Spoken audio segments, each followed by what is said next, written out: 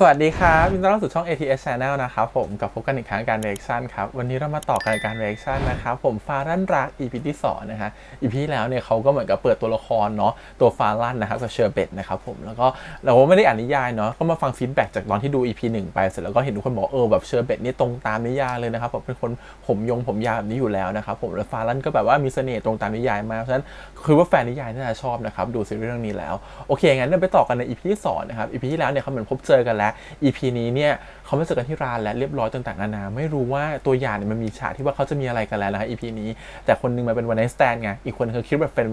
friend with benefit นะครับผมแล้วทีนี้เนี่ยตัวฟารั่นน่ะเขาจะเกิดความหึงหวงตัวของเชอร์เบตหรือเปล่าและเชอร์เบตเขาจะรักฟารั่นได้หรือเปล่านะครับผมหรือเขายังเป็น one night stand กับฟารั่นได้อยู่หรือว่าเขาแค่โกหกตัวเองนะคะเดี๋ยวเรามาติดตามกันต่อครับก่อนอื่นขอบคุณทาง Safe Studio นะครับผมแล้วก็กากาอูลาลาที่อนุญาตให้ reaction ได้นะครับไปดูกันเลยครับผมกับฟารั่นรัก EP ที่2ครับ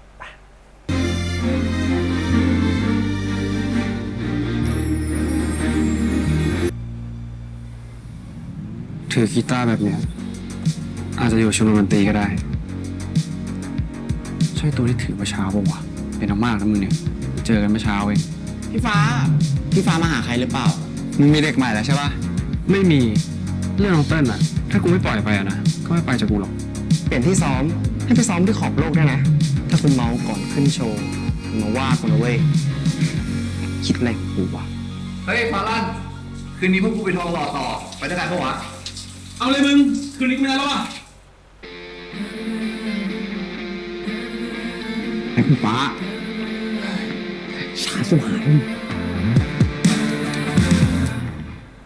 ความรัก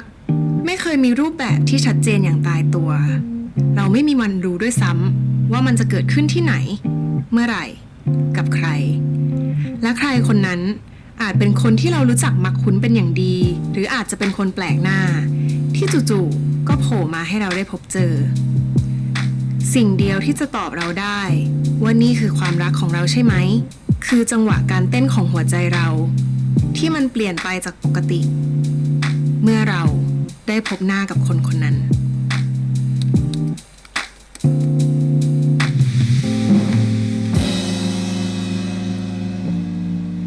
อ้าวอย่าเพิ่งรีบกลับกันไปไหน อยู่รอดูวงต่อไปกันด้วยนะครับ ถ้านักร้องวงนี้นั่งอยู่ต่ออ่ะ เดี๋ยวเจ๊จะอยู่ต่อเลย อยู่ต่ออยู่แล้ว ไม่อ้วกไม่กลับครับผม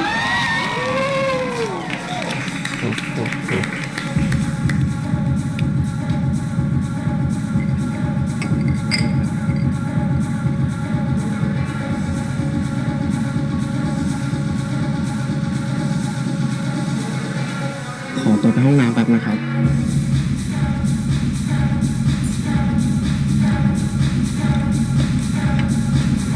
บอกโต๊ะหลังไปห้องน้ำแต่เอามือจับโต๊ะหน้านะจ๊ะให้ตามไปห้องน้ำเลิศไหมล่ะ เติมแล้วก็ชนครับ แรงได้อีก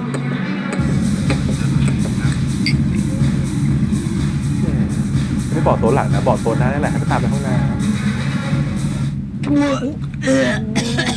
อีดอกแดกอย่างเขาอกหัก อกหักเหี้ยอะไร กูบอกแล้ว กูแพ้เหล้ายอดนี้ แดกกินอะไรเมาเร็วตลอดอ่ะ อ้างนะสิมึง กูรู้ทันมึงเหรอไอ้ต้า อย่างนี้ก็ต้องกลับกันแล้วดิ เอ้ยกูไหว ขอล้างหน้านิดนึงเดี๋ยวแดกต่อได้ มึงแน่ใจนะ เออทำเยอะว่ะปล่อยอ่ะ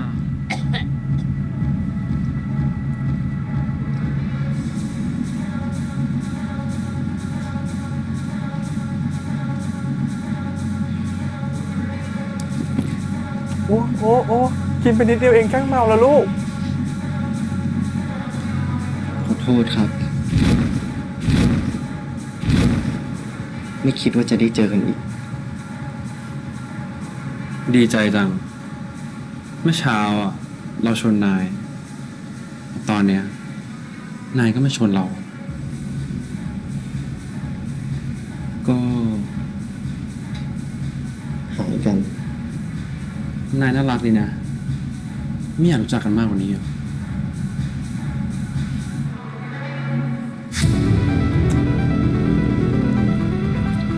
ฟ เร็วเลยจ้ะเร็วเลยจ้ะเร็วเลยจ้ะเอ้าเพื่อนเห็น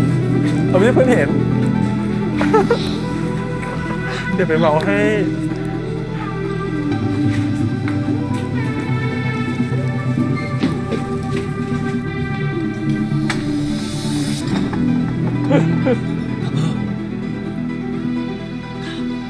มึงเป็นเชี่ยอะไรของมึงเนี่ยไอ้ตา เดี๋ยวไปบอกให้พริงฟังแน่นอน ไหวไงไหวแต่ว่า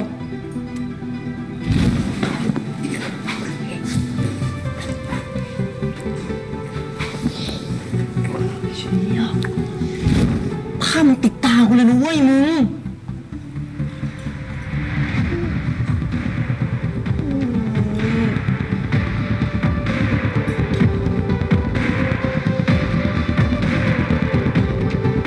เลยเหรอในนี้เลยเหรอห้องน้ำอย่างนี้เลยเหรอ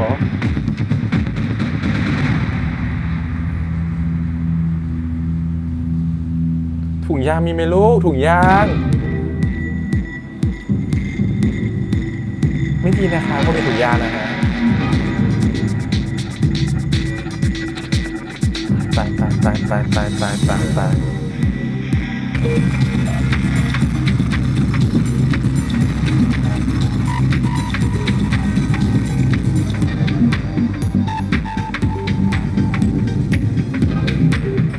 รวดเร็วทันใจ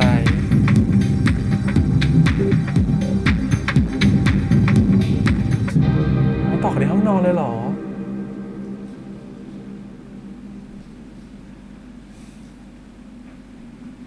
เฮ้ยเดี๋ยวดิมึงยังไม่บอกชื่อกูเลยอะแล้วเราติดต่อกันได้ไงอ่ะ ไม่จำเป็นอะแค่วันไนท์สแตนรู้จักปะ อะไรของมันวะกูเรียนมหาลัยนะเว้ย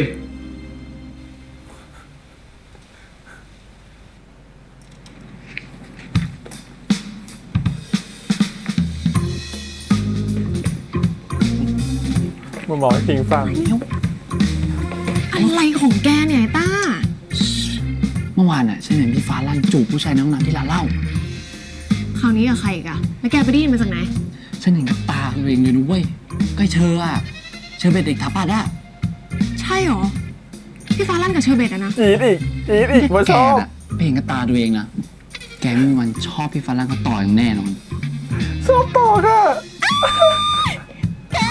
ขอบใจมากนะเป็นข่าวดีที่สุดสำหรับฉันเลยอะเฮ้ยไม่ได้ละเดี๋ยวฉันต้องไปสืบต่อแล้วคู่นี้มีอะไรต่อไหม ตาต้องเข้าใจก่อนพริงไม่ได้ชอบพี่ฟาลั่น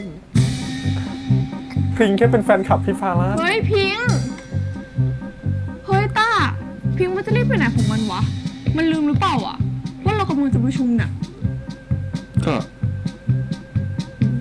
เมื่อคืนกูเห็นพี่ฟ้าลั่นจูบกับเชอร์เบนในห้องน้ำที่ผับกูเลยมาบอกพิงค์เผื่อว่ามันจะได้เลิกบ้าพี่ฟ้าลั่นสักทีแล้วทำไมมันดีใจจังวะ เฮ้ยต้า พิงค์มันอะไม่ได้ชอบพี่ฟ้าลั่นแบบนั้นเว้ย รีบมันรู้อะว่าจูบกับเชอร์เบตแบบเนี้ยมันนี่จะเชียร์ไปใหญ่ มันอยากให้พี่ฟ้าลั่นอะเป็นแฟนกับเชอร์เบตจะตาย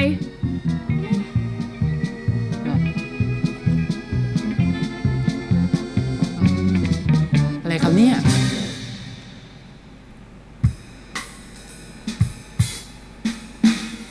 นี่งง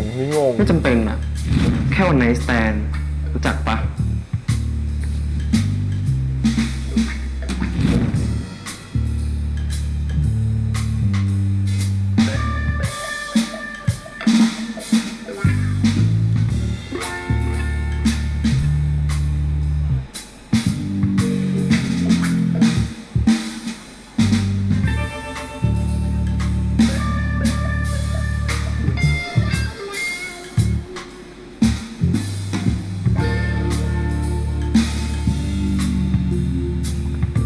เพื่อนงง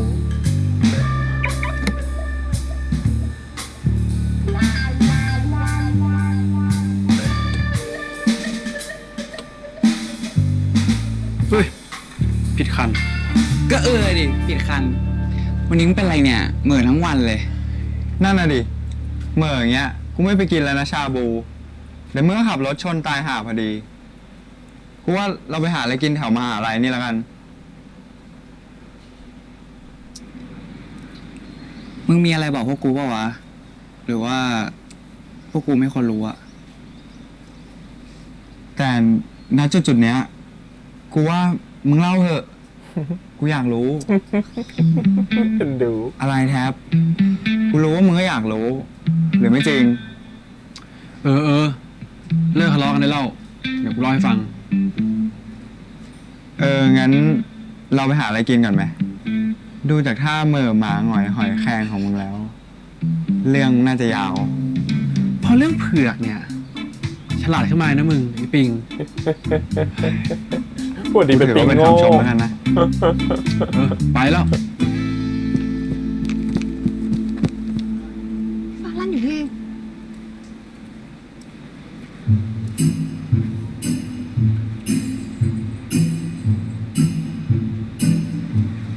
โหย น่ากินหมดเลยอ่ะ ยูนิคอร์น เอานี้ด้วยนะ อันนี้ด้วยอันนี้ ได้เลยจะมีอ่ะ แต่แน่ใจนะว่าจะกินหมดก่อนที่มันจะละลายอ่ะ โอ้ยงั้นเปลี่ยนเป็นแค่สตรอเบอรี่กับบลูเบอรี่ก็ได้ครับ แบลเกิน กูก็ว่า อยากเห็นหน้าเลยวะ ครับ ถือให้ พอเห็นหน้าแล้วคือแบบ ชิบหายแล้วเชอเบตมากับปิ้น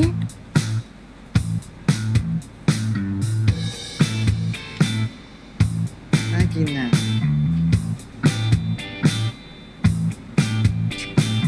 มานี่ ยัง ก็ไปแกล้งฝั่งนั้นอีก ถ้าอย่างนี้แล้วเขาจะไปกินต่อเนี่ย เอาไปเลยไม่กินเหล้าเอาไปเลย นิดเดียวเอง แย่เชี่ยนี่มันน้องเชอนี่หว่า ดูดิ ตัวจริงหล่อกว่าในรูปอีกอะเชอ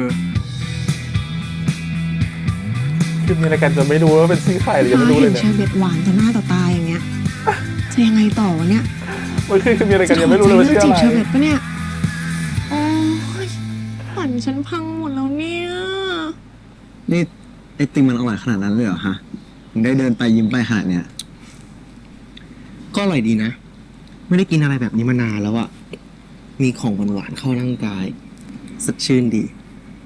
เพราะอย่างอื่นมากกว่ามั้ง เมื่อกี้เราเห็นนะ พี่ฟ้าลั่นทักเชอด้วยอะไปรู้จักกันแต่เมื่อไหร่ เปล่า รู้จักอะไร เพื่อนก็ไม่โง่นะคะ ต้องทักไปแล้วดิปิ้น เสียงสูง มีพิรุธนะเนี่ย พิรุธอะไร ทำไม หึงเหรอ ที่มีคนมาทักเราอะ ไม่เห็นจะน่าหึงตรงไหนเลย ใครอยากได้ก็เอาไปเลย ขี้เมา เอาแต่ใจ ตื่นก็สาย ภาระชัดๆอะ ผ่านละ ว่าแต่เราอะรู้จักชื่อเขาได้ไงฮึหัวเผลอแล้วแอบคุยกันหรอหนูก้อง ไม่บอก อยากรู้ก็ไปสืบเอาเองดิ บอกมาเลยนะ เธอจะไปอัดมันให้น่วมเลย กล้ามายุ่งปิ้นของเชอได้ไงอะ ไม่บอก เฮ้ย บอกมาเลยปิ้นหนูก้องมานี่เลย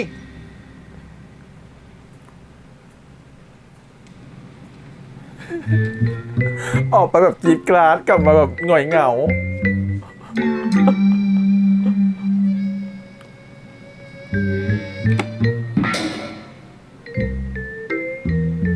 เป็นไรอะแก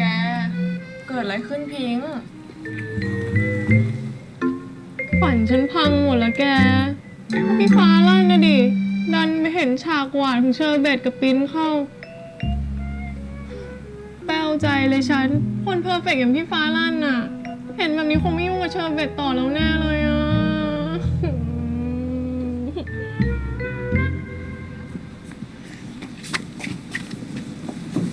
เล่ามาให้หมด นี่มึงรู้จักสองคนนั้นด้วยเหรอวะ กูรู้จักแค่น้องเชอร์อะทำไมวะ มีอะไรวะไอ้ฟ้า นั่นดิ มีอะไรปะวะ ทำไมมึงดูร้อนใจอย่างเงี้ย เชอร์อะคนไหนคือเชอร์เบตที่มึงรู้จักเหรอ นี่มึงไม่รู้จักน้องเชอร์เหรอวะ น้องเขาออกจะดังจะตาย เพิ่งลงเพจคิวบอยมหาลัยเหมือนมึงอะแหละ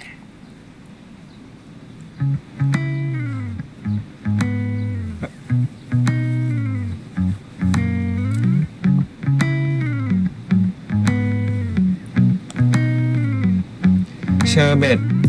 เด็กสถาปัตย์ปี 3 เป็นนักร้อง เล่นดนตรีอยู่ร้านขอบโลก เช ชอร์เบตชื่อเชอร์เบตเหรอมาแล้ว เอ้ยอย่าบอกนะ ว่าพอน้องเชอร์เบตอะไรเนี่ย ที่ทำให้มึงเหม่อทั้งวันแบบเนี้ย เล่าให้พวกกูฟังเลยมึงไปรู้จักน้องเขาได้ไง ไม่ใช่ว่า ก็เมื่อวานกูเจอน้องเขาแล้วยังไง แล้วกูก็มีอะไรกับน้องเขาแต่กูไม่รู้จักชื่อเขาอะ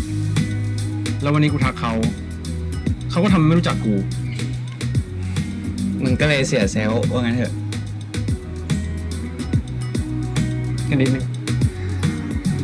กูว่าไม่นิดมากทำมึงเหม่อลอยได้ขนาดเนี้ยเป็นเอามาก แต่น้องเชอเนี่ย ไม่ธรรมดานะเว้ย กูได้ยินมาว่าน้องเขาอะไม่ค่อยจริงจัง อย่างมึงก็คงเป็นได้แค่วันไนท์สแตนของน้องเขาอะกูเข้าใจนะเว้ยฟ้า หล่อรวยแบบมึงเนี่ยก็มีแต่คนอยากควง ไม่ว่าจะเป็นผู้หญิงผู้ชาย แต่ถ้าเป็นเหมือนที่ปิงพูดอะแล้วทำเป็นไม่รู้จักมึงเหมือนเมื่อกี้กูว่าน้องเขาไม่เล่นด้วยกับมึงต่อแล้ว เพราะเขามีแฟนแล้วเหรอวะแล้วน้องคนนั้นอะเป็นแฟนเขาเหรอวะ เป็นเมีย มึงก็ได้ยินเหมือนที่กูได้ยินนี่ แต่เชอก็เป็นเมียกูนะเว้ยไม่น่ามีเมียเลย เฮ้ย แต่มึงก็มีเมียแล้วนะเว้ยฟ้า แล้วไงวะก็กูหล่อขนาดเนี้ยเธอไม่สนใจกูบ้างเลยเหรอ หลงตัวเองทั้งสองคน เป็นตัวละครที่หลงตัวเองทั้งสองค เฮ้ น ยไอ้ฟ้า มึงไปทำอะไรมาวะทำไมช่วงนี้มึงดูดีขึ้น สิวผดผื่นหายไปหมดเลยวะ กูมีของดีเว้ย ลูกค้าเข้าเหรอ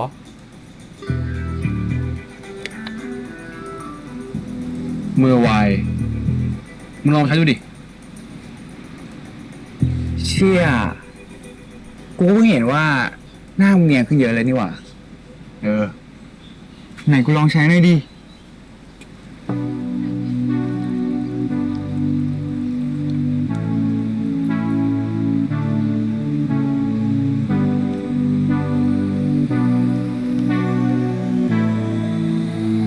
ทำไมตั้งชื่อใครกับเมอร์ซี่ โอ้ย เนื้อโคตรดีอ่ะ หรือเป็นแบรนด์เดียวกัน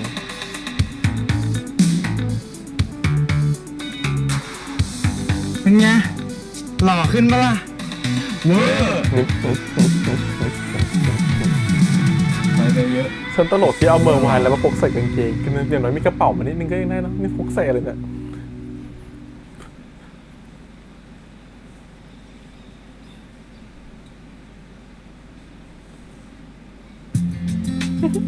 คู่นี้น้องเกียร์ ปิ้นอยู่นี่เอง เราโทรหาตั้งหลายสาย อ้าวเหรอ พอดีเราอยู่ในห้องสมุดอะเลยปิดเสียงไว้ แล้วเชออะไม่อยู่ด้วยเหรอ เชอร์กลับไปเล่า เห็นบอกว่าจะไปงานวันเกิดเพื่อนเก่าคืนนี้นะ แล้วนี่ปิ้นจะไปไหนต่ออะไปอ่านหนังสือหรือว่ากลับหอเลย คงกลับหอเลยอะนี่ก็เย็นแล้วด้วยอะขี้เกียจเดินออกจากมหาลัยค่ำๆอะ งั้นเดี๋ยวเราไปส่ง เฮ้ยไม่เป็นไร แค่หน้ามอนี้เองเราเดินกลับเองได้ ไปเถอะยังไงเราก็ต้องขับรถผ่านหน้าของปิ้นอยู่แล้ว ก็ได้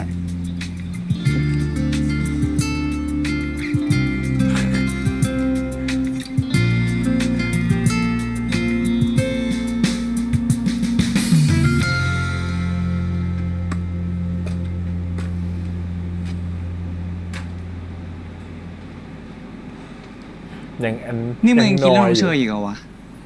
หรือเรื่องน้องเติ้ลหรือทั้งสองคน แต่กูว่าหนักไปทางเรื่องของน้องเชอว่ะ ไอ้ฟ้า กูว่ามึงลืมเรื่องน้องเชอไปเถอะ จากการที่เจอแล้วน้องเขาไม่ทักมึงนะ กูว่าน้องเขาคงไม่อยากเล่นด้วยต่อกับมึงแล้วอะเขาอาจจะแค่อยากสนุกชั่วคราวเท่านั้นไอ้ปิ๊งทำไมอะกูพูดตรงไปเหรอ มึงพูดตรงมากไอ้ปิงแต่มึงคอยดูนะเว้ยกูอะจีบไปน้องเชอนี่มาควงให้ได้เลยแล้วน้องเติ้ลมึงอะ น้องเติ้ลน่ะไม่ใช่ปัญหาหรอกแต่กูจะได้คุยกับน้องเชออีกทีเมื่อไหร่นี่สิปัญหาเหมันเขาพยายามหลบหน้ากูอะ นี่มึงชอบน้องจริงๆหรือว่าแค่อยากเอาชนะวะ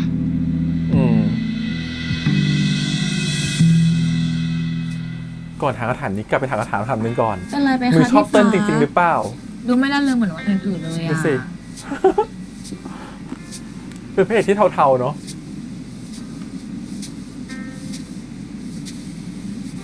ไปเอาไมค์ขวดสิ ค่ะ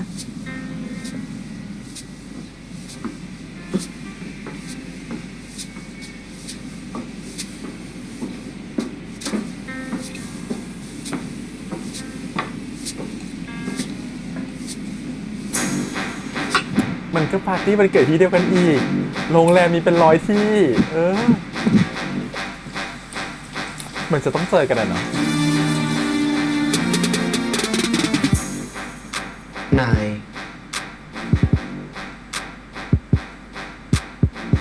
มาเที่ยวร้านแบบนี้ด้วยเหรอ เชอแต่งอย่างนี้ดูดีมากอะ เมมเบอร์น่ะ รวยจริง กูน่ะ จะมาร้านแบบเนี้ยต้องอาศัยเกาะเข้ามา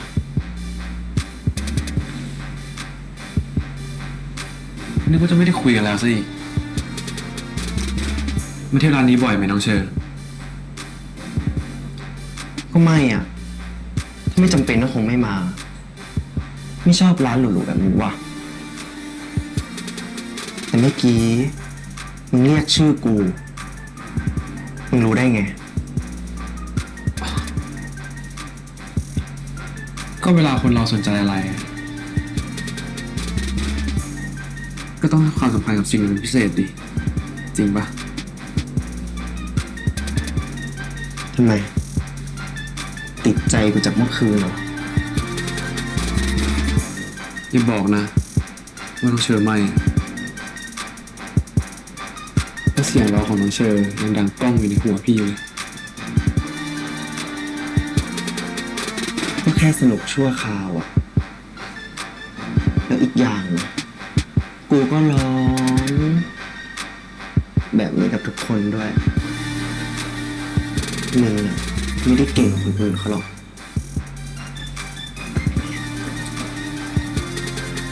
งั้นพิสูจน์อีกทีไหมล่ะ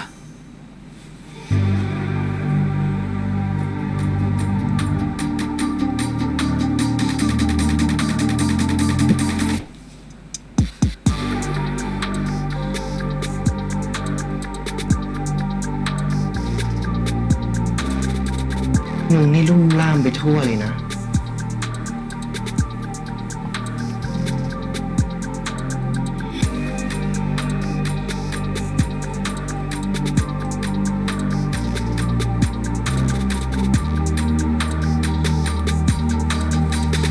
ถ้ามึงคันมาก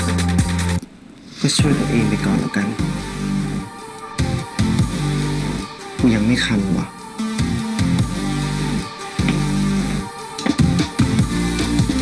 แรงมาก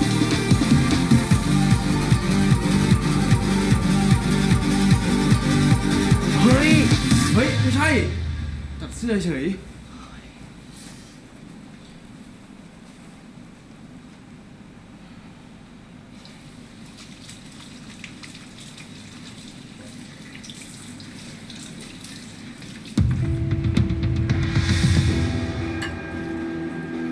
เฮ้ย เฮ้ย เป็นไรวะเป็นของมันวะเนี่ยกูไม่รู้ งั้นพิสูจน์อีกทีไหมล่ะ ก็รู้สึก แต่มันผิดกฎในใจตัวเอง ไม่คิดว่าตัวเองจะไปหลงรักเขาได้ เฮ้ย อะไรของมึงวะไอ้เจอ จะเย็นดีวะ มึงเป็นไรเนี่ย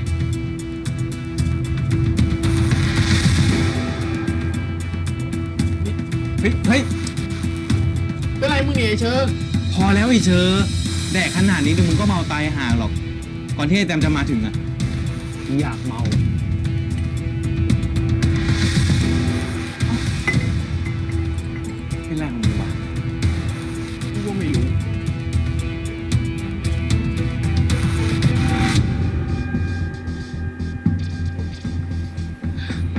ต่อคะพี่ฟ้าหายไปนานเลย พอดีพี่ท้องเสีย นั่งก่อนนะคะดื่มก่อนนะคะ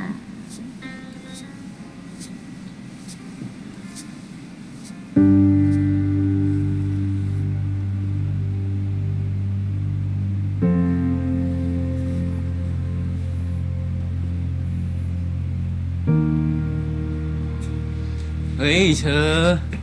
ไปไหนวะ มึงเมาขนาดนี้แล้วอ่ะกูว่ามึงรอให้แต่มาถึงก่อนดีกว่า แล้วค่อยให้มันพามึงกลับบ้าน ไม่รอละ มึงกลับไปรอที่โต๊ะไป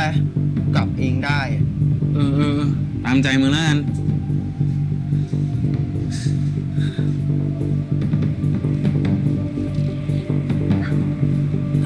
พี่ฟ้านัดเพื่อนไว้ไม่ใช่เหรอคะ นี่เพิ่ง2 ทุ่มเองนะ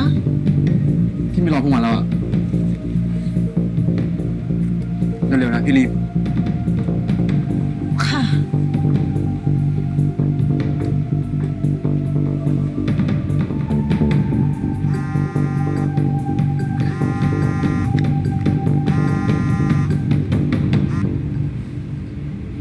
ฮัลโหลครับน้องเติ้ลนอนได้เลยนะ พี่ไม่รู้จะเลิกดื่มกับเพื่อนกี่โมงอะไว้เดี๋ยวพี่โทรหา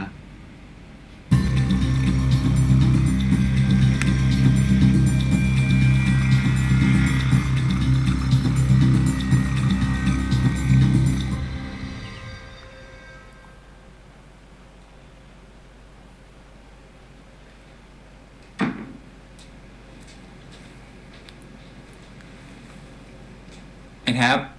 นอนนี่ไหมมึง 2 ทุ่มแล้ว ถ้ากลับตอนนี้กว่าจะถึงก็คงดึก นอนห้องมึงนี่แหละ กูเองแก่กลับเหมือนกัน งั้นมึงรีบลุกไปอาบน้ำไป จะได้สบายตัว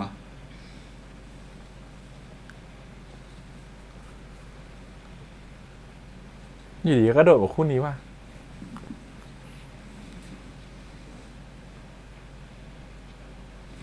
เฮ้ยนั่นมันผ้าขนหนูกู ผ้าขนหนูมึงอ่ะ กูซื้อไว้ใช้ส่วนตัว มึงก็ไม่คิดจะใช้ เปลืองใช้กับมึงนี่แหละ มึงจะได้ไม่ต้องซักบ่อยๆไง ติดเชื้อ แห ลู ม ก ทำอย่างกูนอนห้องมึงทุกวันอ่ะ เมื่อก่อนอ่ะไม่ แต่ปีเนี้ยมึงแทบจะไม่กลับบ้านเลยนะจนเสื้อผ้าที่มึงกองไว้เนี่ย เต็มตู้เสื้อผ้ากูหมดแล้ว จริงแล้วว่ะ งั้นกูขอโทษนะเว้ย เดี๋ยว กูรีบขนของกลับบ้าน เอ้ย กูไม่ได้หมายความว่าอย่างนั้น ถ้าชอบให้เขาอยู่ กูแค่ไม่อยากให้มึงใช้ของที่กูใช้แล้วอะ ถ้าอย่างนั้นอะเรื่องเนี้ย มึงไม่ต้องห่วง เพราะว่ากูไม่ถือ กูว่ากูสกปรกกว่ามึงนะ กูถือ แล้วบอกกูถือ ไม่ได้รังเกียจที่ไม่อยากให้อยู่ แต่กูถือที่มึงสกปรก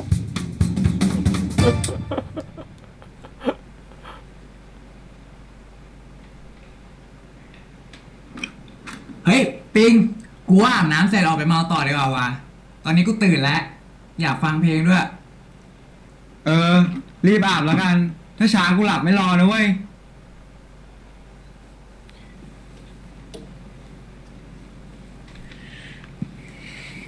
ป๊า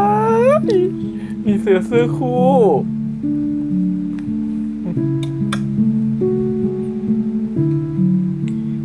บางตัวมึงไม่รู้ด้วยซ้ำว่ากูซื้อมาให้กระต่ายเอ้ย ปิง กูอาบเสร็จแล้ว เชี่ย นี่มึงอาบน้ำเสร็จแล้วเหรอ เรื่องแดกเหล้านี่เร็วตลอดนะมึงอะ ไม่ได้เว้ย ความบันเทิงอ่ะ มันคือความลื่นเริงในจิตวิญญาณกู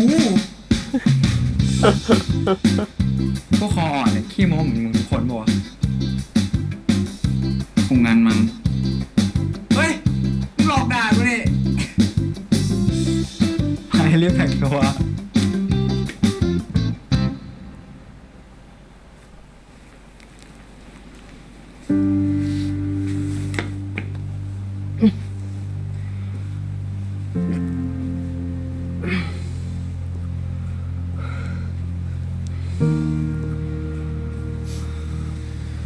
เมาขนาดเนี้ย ให้พี่ไปส่งไหมน้องเชอ ห้องนอนหนูมึงอะนะ แล้วไม่ชอบหรือไง กลิ่นสาบคนเก่าๆของมึงอะยังเหม็นคลุ้งไปทั่วห้องอยู่เลยแล้วเลิกเรียกกูน้องเชอได้ละกูไม่ได้สนิทกับมึงขนาดนั้น อ๋อ พี่ชื่อฟารันนะครับ แล้วจะปล่อยหรือเปล่าล่ะ มึงไม่คิดว่ากูจะขับรถได้บ้างหรือไงวะ ดูก็รู้ไม่ได้ขับมา มึงเนี่ยงุนง่านมาเลยนะฟาลัน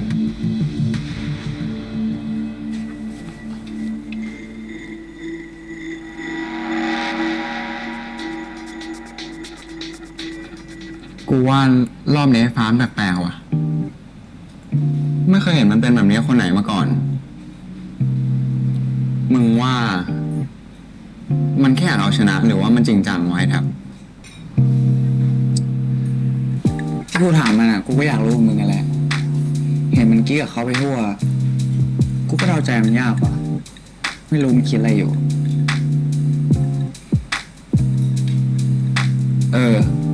ว่าแต่เรื่องเถอะ พี่บอกว่ามีคนที่ชอบอยู่แล้วอ่ะ ใครอ่ะมึงไม่เล่าให้กูฟังเลย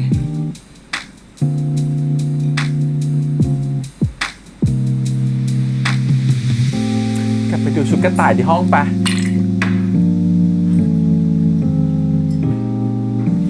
โอ้ย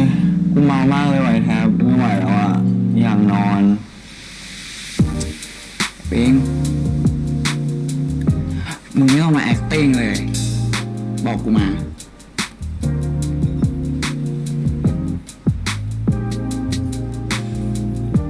คุณก็แอบชอบเพื่อนสนิท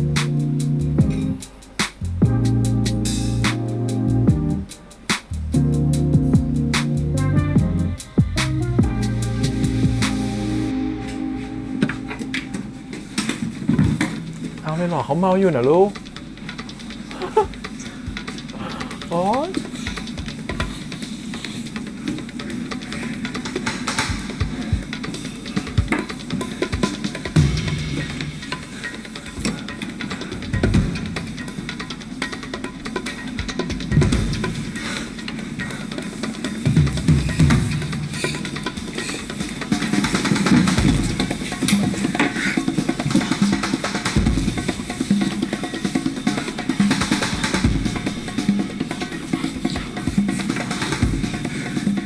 ถึงห้องมึงจะลุกอะแต่ตัวมึงหอมดีนะ ใช้น้ำหอมแพงลูก เชี่ยฟ้าเบาๆดิวะ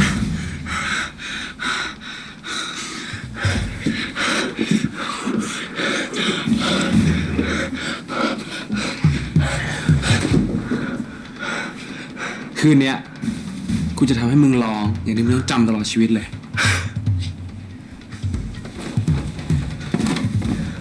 เก่งไม่กลัว กลัวเช้าอะฟ้า ฟ้า ไม่ชอบเขาบอกว่าใครๆก็ทำได้แต่เรียกชื่อเขาไม่เลิกเลยนะ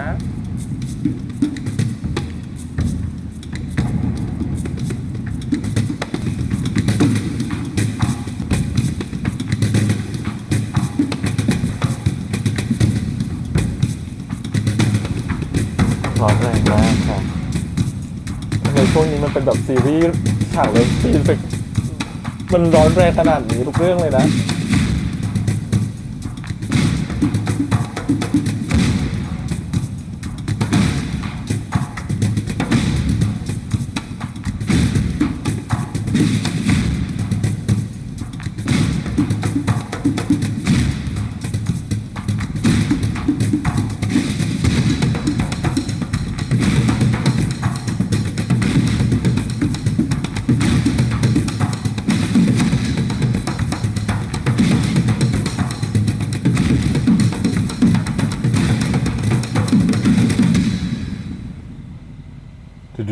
ดุม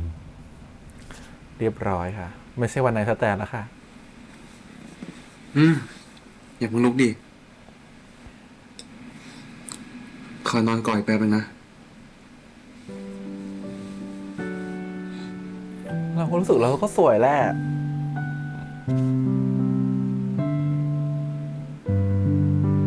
นี่ถ้าไม่โทรไปก็คงไม่ตื่นใช่ไหมเชอร์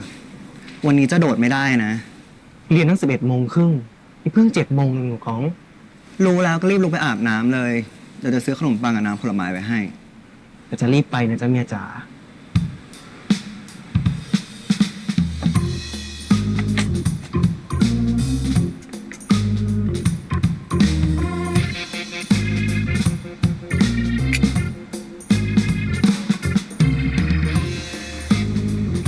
หนูกอง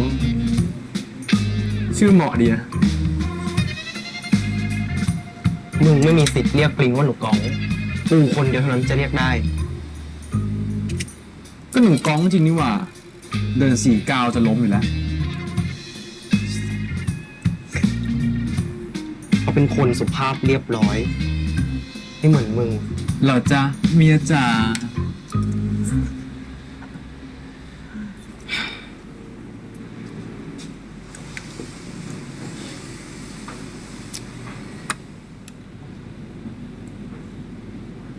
หนังไก่อ่ะ ถ้ามึงไม่กินอ่ะ กูขอนะ เดี๋ยวกินเสร็จเดี๋ยวกูไปส่งนะ ไม่ต้องอ่ะ บ้านกูไกล ครั้งที่แล้วกูยังกลับเองได้เลย ก็ครั้งที่แล้วมึงขับรถมา เดี๋ยวกินเสร็จแล้วกูไปส่งดีแล้ว มึงไม่ต้องดูแลกูดีขนาดนี้ก็ได้นะ กูไม่ใช่แฟนมึงนะไอ้สัตว์ เขาเรียกน้ำใจเว้ย น้ำกามึงละสิ พูดแล้วของขึ้น อีกรอบดีไหม พอเลย จริงๆ กูไม่อยากให้มึงเห็นบ้านกูอะ เนี่ยนะเหตุผลที่ไม่อยากให้กูไปส่งบ้าน ทำไมวะ เห็นบ้านมึงแล้วมันทำไม คู่นอนกับชีวิตส่วนตัว กูไม่อยากอำปนกันวะ จะไม่ใช่แฟนเป็นแค่คู่นอน แค่ second night stand นั่นเอง ขอนั่งด้วยนะปิ้น ได้สิเกียร์ แค่ครั้งที่ 2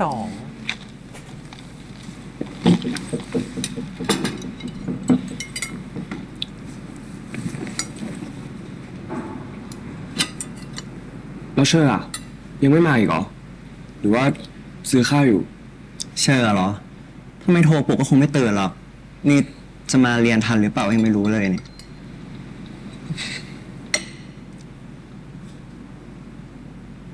ปิ้นไม่ชอบกินผักเหรอ งั้นเราขอนะ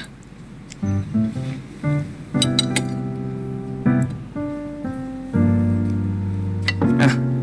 เอาไข่ดาวมาไปแทน ไม่เอาไม่เป็นไร เอาไปเถอะนะมือนี้ปิ้นทิ้งวิตามินไปละ กินไข่ดาวเพิ่มโปรตีนไปแทนแล้วกัน สุดท้ายปิ้นบอกว่าผมไม่ชอบไข่ดาว เกียร์เธอทำอะไรอยู่ เธอชอบสั่งไปแล้ว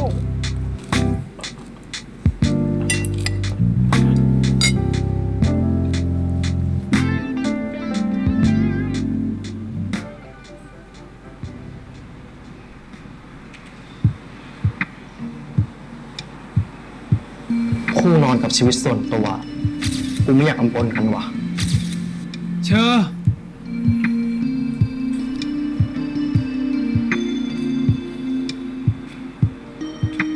ที่มึงบอกว่าไม่อยากให้คู่นอนกับชีวิตส่วนตัวปะปนกันอะชีวิตส่วนตัวของมึงนี่หมายถึงแฟนปะวะ ถ้าใช่อะกูเป็นแค่เพื่อนกับมึงได้นะเว้ย เพื่อนที่ไหนเอากัน โอ้ เพื่อนที่ไหนเขาเอากันวะ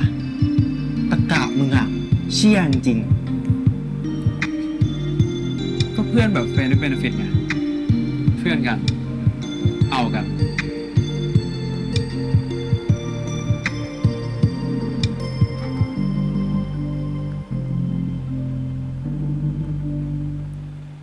สรุปเราเป็นเพื่อนกันนะ งั้นยินดีที่รู้จัก Friend with Benefit น้องเชอร์มึงนี่เด็ดขนาดนั้นเลยเหรอวะ มึงถึงได้ติดใจจนมีครั้งที่ 2 นี่พวกมึงคิดว่ากูตกหลุมรักเชอร์เบตเหรอวะ มึงก็ถามใจตัวมึงดู ถ้าเกิดว่าใช่อ่ะ มึงก็ไปต่อ แต่ถ้ามึงคิดจะสนุกอ่ะ กูว่ามึงถอยเถอะวะ ไม่งั้นมึงอาจจะเป็นฝ่ายเจ็บ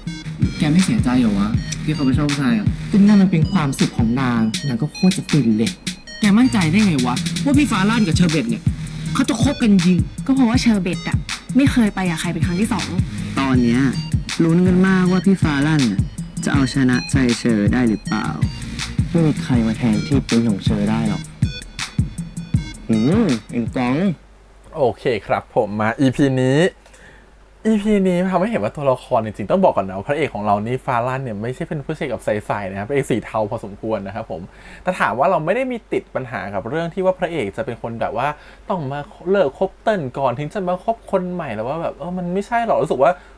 เราว่าคนส่วนใหญ่มันจะมีความเป็นเทาๆในตัวอยู่แล้วรู้สึกว่าบางครั้งคนเรามันก็จะมีความเห็นแก่ตัวอยู่แหละเหมือนกับว่าบางครั้งถ้าสมมติว่าเราไปชอบคนคนหนึ่งอยู่แต่เรารู้สึกว่าเราก็ไม่ได้จริงจังกับเขาหรอกนะเรารู้สึกว่าแค่เรารู้สึกดีด้วยเป็นแค่คู่นอนอะไรเงี้ยเป็นคบกันแต่คือสเตตัสตอนนั้นคนอื่นอาจจะมองว่าเป็นแฟนกันเช่นเหมือนกับฟาลั่นกับเติ้ลตอนนี้อะไรเงี้ยหรือเติ้ลก็คิดว่าตัวเองเป็นแฟนกับฟาลั่นแล้วฟาลั่นก็เหมือนกับไม่ปฏิเสธคำว่าแฟนด้วยอะไรเงี้ยนะครับไม่ต่างคนก็ต่างเข้าใจผิดแต่ฟาลั่นก็มีอะไรกับเติ้ลเหมือนกับจริงๆก็แค่รู้สึกว่าฉันแค่อยากจะมีกับเขาหรือฉันแค่อยากจะอยู่กับเขาฉันแค่อยากรู้สึกว่าฉันมีแฟนแต่จริงๆแล้วอาจจะไม่รู้สึกรักเขาจริงๆก็ได้แต่พอมาอยู่กับแบบเชอร์เบตอะมันเหมือนกับแบบต้องยอมรับก่อนว่าสเตตัสตอนแรกอะมันอาจจะมาจากความที่รู้สึกว่าฟาลั่นอยากจะลองมีอะไรกับคนนี้จังเลยหรือจริงๆฟาลั่นอาจจะแค่เหมือนพบแบบทำไมรู้สึกดีกับคนนี้ไม่เห็นหน้าจังเลยเราไม่แน่ใจว่าความรู้สึกมันเริ่มต้นด้วยแบบไหนนะแต่การที่พอมีอะไรกัน1ครั้งแล้วมีอะไรกันครั้งที่2อย่างเงี้ยเรารู้สึกว่าฟาลั่นมันมีความรู้สึกคือแบบมันห่วงคนนี้เป็นพิเศษมันรู้สึกว่าทวินหาคนนี้เป็นพิเศษอะไรเงี้ยซึ่งคนอื่นๆเพื่อนๆก็สังเกตเห็นได้ว่าฟาลั่นมันรู้สึกว่าให้ความสนใจกับเชอร์เบตเป็นพิเศษ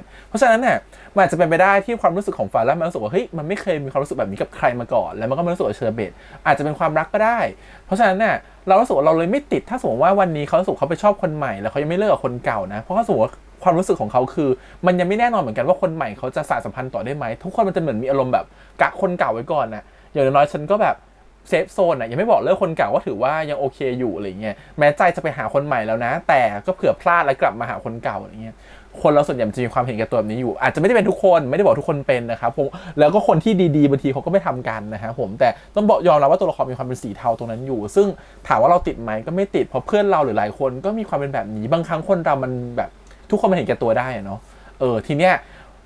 พอไปมีคนใหม่แล้วเนี่ยสิแล้ววันที่เราจะเลิกกับคนเก่าเนี่ยปัญหาวันที่คุณจะมาขอเติ้ลเลิกหรือวันที่คุณจะมาพูดกับเติ้ลคุณจะพูดยังไงอันนั้นคือความโชว์อันนั้นคือวัดสกิลของตัวฟาลั่นอีกทีนึงว่าเขาจะจัดการกับเรื่องเติ้ลยังไงหรือจัดการกับคนทั้งหมดที่เขาเป็นคู่นอนเขายังไงอันนี้คือน่าสนใจมากกว่าว่าวันที่เขาจัดการเลิกกับคนอื่นเนี่ยเขาทำยังไงมันจะแสดงถึงความคิดของตัวละครว่าตัวละครคนนี้เห็นแก่ตัวจริงๆหรือว่าตัวละครตัวนี้เขาขอโทษที่เขาต้องจากไปเพราะเขาเจอคนที่ดีกว่าหรือเขาเจอคนที่เหมาะสมกับเขาอันนี้คือสิ่งที่แบบเราต้องดูต่อไปนะฟาลั่นจะเป็นยังไงแต่เขาเป็นพระเอกแหละคนเขียนบอกว่าเขาจะหาทางลงสวยๆให้กับพระเอกอยู่แล้วขณะเดียวกันมาที่ตัวละครอย่างตัวของเชอร์เบตเนี่ยเขาเป็นคนที่เขาก็วันไนท์สแตนด์เนาะพอวันหนึ่งมันแบบรู้สึกดีกับคนคนหนึ่งขึ้นมามันไม่เคยเกิดขึ้นมาก่อนเหมือนกันนะฮะเขาเป็นคนที่แบบวันไนท์สแตนด์สนุกไปวันๆอยู่ตลอดเวลาแต่ต้องยอมรับนะเราไม่แน่ใจว่าเชอร์เบตในอดีตเขาเคยมีประสบการณ์อะไรมาก่อนเขาอาจจะเคยผิดหวังกับรักแรกมาก่อนหรือผิดหวังอะไรมาก่อนเขาถึงเอาไอ้วันไนท์สแตนด์เข้ามาเป็นมาใช้เพราะว่าการที่เขามีเพศสัมพันธ์กับคนอื่นเลยโดยที่เขารู้สึกว่าแค่ครั้งเดียวแล้วจบเพราะแสดงว่าเขามีปมบางอย่างที่ไม่อยากสานสัมพันธ์ต่อกับใครบางคนหรือไม่อยากจะให้ความสัมพันธ์นั้นมันแบบต่อยอดออกไปอีกอะไรเงี้ยเขาก็เลยกลัวความรักหรือเปล่าหรือว่ากลัวการมีความสัมพันธ์ที่ดีหรือเปล่าเขาก็เลยปฏิเสธสิ่งนั้นมาตลอดแต่พอวันนึงเขาได้มารู้สึกดีกับตัวฟาลั่นเนี่ยตอนแรกเขาปฏิเสธแหละว่าเขาก็แบบเป็นแค่คนธรรมดาคนนึงแหละที่ฉันจะมีอะไรแค่ครั้งเดียวแล้วก็จัดการทิ้งไปแต่สุดท้ายเนี่ยพอมันได้จูบกันครั้งที่2ในโรงแรมมันรู้สึกว่าเฮ้ยความรู้สึกของตัวเชอร์เบตมันเปลี่ยนไปมันรู้สึกเฮ้ยทำไมคนนี้ฉันรู้สึกดีกับเขาจังเลยกับการแค่จูบหรือว่าฉันรู้สึกแบบอยากจะมีอะไรกับเขาเป็นครั้งที่2มากกว่าครั้งแบบมากกว่าทุกๆคนอะไรเงี้ยแล้วว่าสิ่งนี้คือสิ่งที่น่าสนใจซึ่งตัวละครอย่างพิงก็พูดในพีหน้าว่าแบบเชอร์เบตไม่เคยมีอะไรคนอื่นครั้งที่2เพราะฉะนั้นเนี่ยมันทำให้ตัวเชอร์เบตมันชัดมากๆว่าตอนที่พอเชอร์เบตกลับมาที่โต๊ะกินข้าวแล้วก็มากินเหล้าหนักขึ้นอะไรเงี้ยมันรู้สึกว่ามันผิดมันเสียเซลล์มันรู้สึกว่าทำไมตัวเองถึงแบบแพ้คนนี้วะทำไมตัวเองถึงแบบว่าไม่สามารถจะแบบวันไนท์สแตนด์กับทุกคนเหมือนเดิมได้ทำไมฉันมาแพ้ฟาลั่นได้ยังไงมันรู้สึกแบบแย่กับตัวเองอะไรเงี้ยมันก็เลยแบบ กินเหล้าเข้าไปแทนอันนี้น่าจะเป็นเหตุผลของตัวเชอร์เบตนะว่าทำไมแบบถึงกินเหล้าอะไรเงี้ยคราวนี้ตัวฟารันเองมันก็รู้สึกว่าทำไมฉันไม่ชนะคนคนนี้สักทีในเมื่อฉันแบบมีหน้าตาเป็นอาวุธมีฐานะเป็นอาวุธฉันชนะมาทุกคนทุกเกมทุกสนามฉันไม่เคยแพ้ทำไมถึงฉันต้องมาแพ้เชอร์เบตมันก็อาจจะเป็นความที่รู้สึกอยากจะเอาชนะและอย่างหนึ่งแต่2คือความที่อยากชนะอันนั้นมันอาจจะมาพร้อมกับความที่รู้สึกว่ารู้สึกดีกับคนคนนี้จังเลยอยากจะสานสัมพันธ์ต่อเพราะจริงๆความอยากชนะมันไปลงกับคนอื่นก็ได้หรือมันไม่จำเป็นต้องมาเกิดกับคนคนนี้ก็ได้มันก็เลยความรู้สึกมันเลยคลุมเครือทั้งคู่ว่าตกลงความรู้สึกตอนนี้มันเรียกว่ารักหรือเปล่าหรือตกลงจริงๆแล้วทั้งคู่กำลังปฏิเสธความรู้สึกตัวเองว่าจริงๆมันรู้สึกดีกับคนคนนี้นะแต่ฉันยังไม่อยากยอมรับความรู้สึกดีตรงนั้นน่ะมันอยู่กับตัวเองอะไรเงี้ยมันเลยเหมือนกับตอนเนี้ยภาพมาที่เราเห็นน่ะก็เลยเหมือนว่าฟารันต้องการชนะเชอร์เบตก็ต้องการแค่รู้สึกแบบฉันยอมจะเสียกฎกวนมีอะไรกับคนอื่นแค่ครั้งเดียวก็ได้ฉันยอมจะมีอะไรกับตัวฟารันครั้งที่2ก็ได้แต่จริงๆเราไม่รู้สึกอะไรกับฟารันนะฉันแค่เป็นแบบคนที่มีอะไรด้วยเฉยๆอะไรเงี้ยต่างคนต่างสิทธิ์ตัวเองแต่เราจะเริ่มเห็นว่าความสัมพันธ์เขาจะเริ่มชัดขึ้นเมื่อจริงๆแล้วเชอร์เบตเขาจะเหมือนตอนที่ฟารันกอดเขาบนเตียงนะเขาจะมีความแบบยิ้มไม่มีความสุขนะมันคือรู้สึกคือให้ฉันรู้สึกดีกับคนนี้แบบประหลาดอะไรเงี้ยหรือตอนที่เหมือนกับว่าฟารันบอกว่าเราก็เป็นเพื่อนกันได้นี่มันก็แบบเป็นคำที่จี้ใจดำเชอร์เบตว่าเป็นเพื่อนกันแล้วมีอะไรกันได้วะเฮ้ยมึงแบบโลจิกผิดปะอะไรเงี้ยรู้สึกคือเชอร์เบตมันรู้สึกแบบหงุดหงิดบางครั้งเหมือนกันที่ตัวเองดันไปรู้สึกดีกับเขาแล้วก็การที่เขาแสดงว่าเราเป็นแค่เพื่อนกันมันก็รู้สึกแย่ขึ้นมาทันทีอะไรเงี้ยเขารู้สึกคือมันก็เริ่มความรู้สึกมันเริ่มเปลี่ยนไปแล้วกับคนนี้ขณะเดียวกันฟารันก็ไม่ชอบเหมือนกันที่ให้เชอร์เบตเรียกว่าแค่เพื่อนหรือไม่ชอบเหมือนกันที่เชอร์เบตไม่สนใจเขาเนี่ยแหละเดี๋ยวมันจะค่อยพัฒนากลายเป็นความรักขึ้นมาแล้ววันหนึ่งพอฟารันรักเชอร์เบตมันจะเห็นชัดมากๆเพราะว่า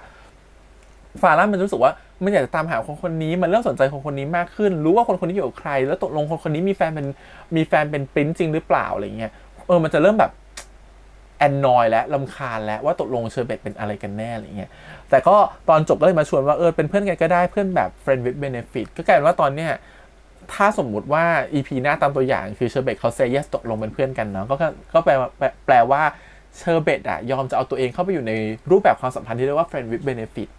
แบบนี้ก็คือการที่เป็นเพื่อนกันที่มีอะไรกันได้แต่ไม่ใช่เป็นเพื่อนกันที่ไม่ใช่เป็นแฟนกันแต่เป็นเพื่อนที่มีอะไรกันได้แล้วพอเป็นแบบเนี้ยมันจะกลายว่าเชอร์เบตกำลังพาตัวเองอยู่ในจุดที่เสี่ยงนะเพราะว่าถ้าตัวเองชอบเขาขึ้นมาจริงๆแล้วตัวเองไปเป็นเพื่อนที่แบบเป็นแบบเพื่อน friend with benefit แบบเนี้ยมันจะพัฒนาไปสู่การเป็นแฟนได้ยากขึ้นเพราะมันเหมือนกับว่าก็วันนี้ก็เป็นแค่เพื่อนเอากันไม่ใช่หรอไม่ใช่เป็นเพื่อนที่จะแบบเป็นแฟนกันได้อะไรเงี้ยตรงเนี้ยเดี๋ยวคิดว่ามันจะเป็นปัญหาต่อไปใน EP หน้าๆนะว่าเชอร์เบตมันจะเริ่มรู้สึกชอบฟารันขึ้นมาเนี่ยแต่สเตตัสมันยังเป็น friend with benefit ไปแล้วมันจะทำยังไงขณะเดียวกันฟารันก็กำหนดไปแล้วว่าเป็น friend with benefit แล้วก็ตัวเองก็เหมือนกับแบบโอเคฉันชนะแล้ว1 ดอกคือเขายอมมาเป็นเพื่อนที่มีอะไรด้วยกันแล้วแต่ก็ตัวเองก็มีเติ้ลอยู่เติ้ลก็จะเป็นปัญหาหลายอย่างหนึ่ง2คือปัญหาอย่างหนึ่งคือเขาต้องมากลับมาคิดกับตัวเองว่าตกลงฉันชอบเชอร์เบตจริงป่าววะหรือจริงๆที่ฉันทำไปแค่เรื่องเซ็กส์เดี๋ยวต่างคนก็ต้องมีพื้นที่ในการคิดแหละแล้วค่อยมาค้นหาว่าตัวเองจะชอบกันจริงหรือเปล่าแล้วเดี๋ยวมันจะคงมีแบบปัญหาเรื่องอารมณ์ความรู้สึกหรือคนนอกเข้ามาอีกเยอะแยะแหละคงจะเป็นใน EP ต่อๆไปนะฮะว่าตกลง2ตัวละครตัวนี้มันจะชอบกันได้ยังไงแล้วมันจะรู้สึกดีต่อกันได้ยังไงโอเคอันนี้ประมาณนี้กับฟารันแล้วก็เชอร์เบตแต่ต้องยอมรับว่าเลิฟซีนเนี่ยแล้วก็เซ็กซีนนี่คือดุเดือดมากนะครับฉากมีอะไรกันนี่คือแบบโอ้โหดูเดือดมากจนรู้สึกว่าเดี๋ยวนี้ซีรีส์คือแบบว่าหลายๆเรื่องที่เราดูไปช่วงที่ผ่านมานี่คือแบบขายกันด้วยโมเมนต์แบบนี้หมดเลยเนาะคือแบบว่ากลับมาเป็นแบบฉากร้อนแรงเด็ดดุเด็ดเผ็ดมันบนเตียงกันอีกแล้วนะครับความร้อนก็ถามว่าทำได้ดีไหมต้องยอมรับว่าต้นข้าวกับน้องเจมส์ทำได้เด็ดขาดมากคือทำได้ดีมากนะครับแล้วก็หูแบบสมจริงมากและเชื่อมากก็คือว่าเขาเล่นได้แบบโอเคเลยแหละแต่ทีนี้ฉากนั้นเร